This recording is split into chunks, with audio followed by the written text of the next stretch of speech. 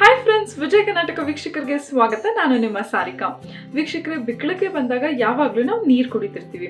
ಆದರೆ ಒಂದೊಂದ್ಸತಿ ನೀರು ನಮಗೆ ಸಿಗೋದೇ ಇಲ್ಲ. ಸೊ ಆ ಸಮಯದಲ್ಲಿ ನಾವು ಏನು ಮಾಡಬೇಕು ಅಂತ ಹೇಳಿದ್ರೆ, ಉಸಿರನ್ನ ಗಟ್ಟಿಯಾಗಿ ಇಟ್ಕೊಂಡು ಈ ರೀತಿ ಮೇಲ್ಗಡೆ ನೋಡಬೇಕು.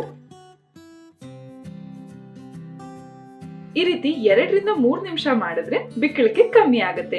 ಅದಲ್ದೇನೆ ನಾನಿವತ್ತು ನಿಮ್ಗೆ 2 ಮನೆ ಮದ್ದನ್ನ ತೋರಿಸ್ಕೊಡ್ತೀನಿ, ಹೇಗೆ ಬಿಕ್ಕಳಿಕೆನ ಕಮ್ಮಿ ಮಾಡ್ಬೋದು ಅಂತ. ಬನ್ನಿ, ಇದನ್ ಮಾಡೋದು ಹೇಗೆ ಅಂತ ನೋಡೋಣ. ಬನ್ನಿ, ಮೊದಲನೇ ಮನೆ ಮದ್ದನ್ನ ಹೇಗ್ ಮಾಡೋದು ಅಂತ ತೋರಿಸ್ತೀನಿ. ಇದಕ್ ಬೇಕಾಗಿರೋ ಎಲ್ಲಾ ಇಂಗ್ರೀಡಿಯೆಂಟ್ನು ನಾ ಇಟ್ಕೊಂಡಿದೀನಿ. ನೋಡಿ, 2 ಇಂಗ್ರೀಡಿಯೆಂಟು. ಅದು ಏನೆಲ್ಲ ಅಂತ ಹೇಳಿದ್ರೆ, ಸಾಸಿವೆ ಮತ್ತೆ ತುಪ್ಪ, ಇವೆರಡೇ ಐಟಮ್. ಮೊದಲು 1 ಸ್ಪೂನ್ ಅಷ್ಟು ಸಾಸಿವೆನ ಹಾಕೊಳ್ಳೋಣ.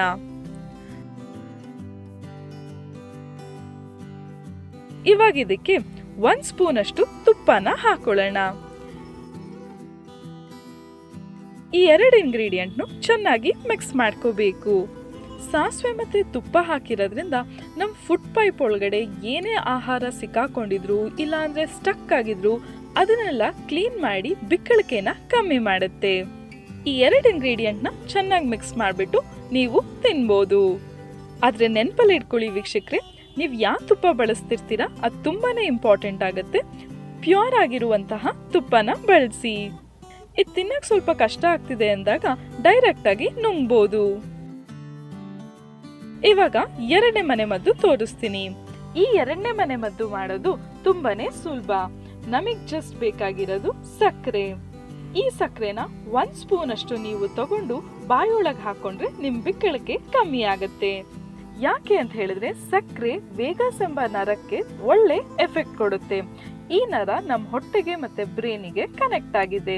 ಸೊ ಆರಾಮಾಗಿ ಉಸಿರಾಡ್ಬೋದು, ಆರಾಮಾಗಿ ಬಿಕ್ಕಳಿಕೆ ಇಲ್ಲದೆ ಮಾತಾಡ್ಬೋದು. ಇವೆರಡು ಮನೆ ಮದ್ದು ಮಾಡೋದಕ್ಕೂ ಕಷ್ಟ ಆಗ್ತಿದೆ ಅಂದ್ರೆ, ನೀವ್ ಯಾವಾಗ್ಲೂ ಮಾಡ್ದಂಗೆ ಅರ್ಧ ಲೋಟ ನೀರನ್ನ ತಗೊಂಡು ಕುಡಿಬಹುದು. ನೋಡಿದ್ರ ವೀಕ್ಷಕರೇ, ಎಷ್ಟು ಸುಲಭವಾಗಿ ಮಾಡ್ಕೊಬಹುದಲ್ವಾ? ಯಾರಿಗಾದ್ರೂ ಬಿಕ್ಕಳಿಕೆ ಹೆಚ್ಚಾಗಿ ಬರ್ತಾ ಇದ್ರೆ ಇಲ್ಲ ನಿಮ್ಗೆ ಈ ರೀತಿ ಆಗ್ತಿದ್ರೆ ಈ ರೀತಿಯಾದ ಮನೆ ಮದ್ದನ್ನ ಮಾಡ್ಕೊಳ್ಳಿ. ಮುಂದಿನ ಸಂಚಿಕೆಯಲ್ಲಿ ಇನ್ನೊಂದು ಟಿಪ್ಸ್ ಬಗ್ಗೆ ತಿಳಿಸ್ಕೊಡ್ತೀನಿ. ಈ ವಿಡಿಯೋ ಇಷ್ಟ ಆದಲ್ಲಿ ಲೈಕ್ ಮಾಡಿ, ಕಮೆಂಟ್ ಮಾಡಿ, ಶೇರ್ ಮಾಡಿ. ಇನ್ನು ವಿಜಯ ಕರ್ನಾಟಕ ಚಾನೆಲ್ ನ ಸಬ್ಸ್ಕ್ರೈಬ್ ಮಾಡಿಲ್ಲ ಅಂದ್ರೆ ಸಬ್ಸ್ಕ್ರೈಬ್ ಮಾಡೋದಕ್ಕೆ ಮರಿಬೇಡಿ. ಧನ್ಯವಾದ. ನಾನು ನಿಮ್ಮ ಸಾರಿಕಾ.